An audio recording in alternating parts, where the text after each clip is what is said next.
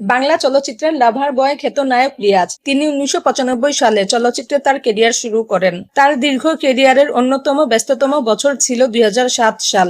এ বছর রিয়াজের মোট 7টি সিনেমা মুক্তি পায়। প্রিয় দর্শক, আজকের পর্বে থাকছে জনপ্রিয় নায়ক রিয়াজের ক্যারিয়ারের 2007 সালের সকল সিনেমার বক্স অফিস ফলাফল। তাহলে শুরু করা যাক। 2007 সালে রিয়াজ অভিনীত প্রথম মুক্তিপ্রাপ্ত সিনেমার নাম হলো তুমি কত সুন্দর।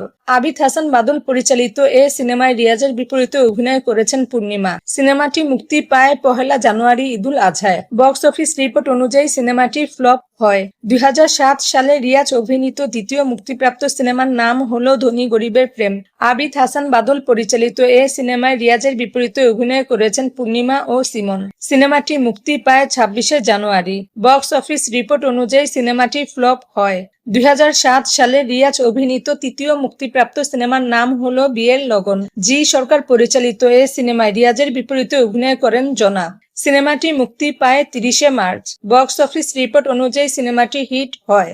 2007 সালে রিয়াজ অভিনীত চতুর্থ মুক্তিপ্রাপ্ত সিনেমার নাম হলো দারুচিনির দ্বীপ। তৌকির আহমেদ পরিচালিত এ সিনেমায় রিয়াজের বিপরীতে অভিনয় করেছেন জাকিয়া বাড়ি মম।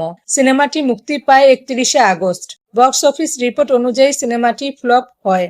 2007 সালে রিয়াজ অভিনীত পঞ্চম মুক্তিপ্রাপ্ত সিনেমার নাম হলো মেয়ের সাক্ষী। মালেক বিশ্বাস পরিচালিত এই সিনেমায় রিয়াজের বিপরীতে অভিনয় করেন শাবনূর। সিনেমাটি মুক্তি পায় 14 অক্টোবর ঈদুল ফিতরে। বক্স অফিস রিপোর্ট অনুযায়ী সিনেমাটি ফ্লপ হয়।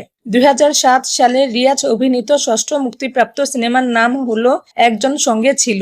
শওকত জামিল পরিচালিত এই সিনেমায় রিয়াজের বিপরীতে অভিনয় করেছেন মৌসুমী। সিনেমাটি মুক্তি পায় 14 অক্টোবর ঈদুল ফিতরে। বক্স অফিস রিপোর্ট অনুযায়ী সিনেমাটি ডিজাস্টার হয়। এবং সর্বশেষ 2007 সালে রিয়াজ অভিনীত সপ্তম মুক্তিপ্রাপ্ত সিনেমার নাম হলো জীবনের চেয়ে দামি। মোস্তাফিজুর রহমান বাবু পরিচালিত এই সিনেমায় রিয়াজের বিপরীতে অভিনয় করেছেন পূর্ণিমা। সিনেমাটি মুক্তি পায় 21 ডিসেম্বর ঈদুল আজহায়। বক্স অফিস রিপোর্ট অনুযায়ী সিনেমাটি মোটামুটি ব্যবসা করে।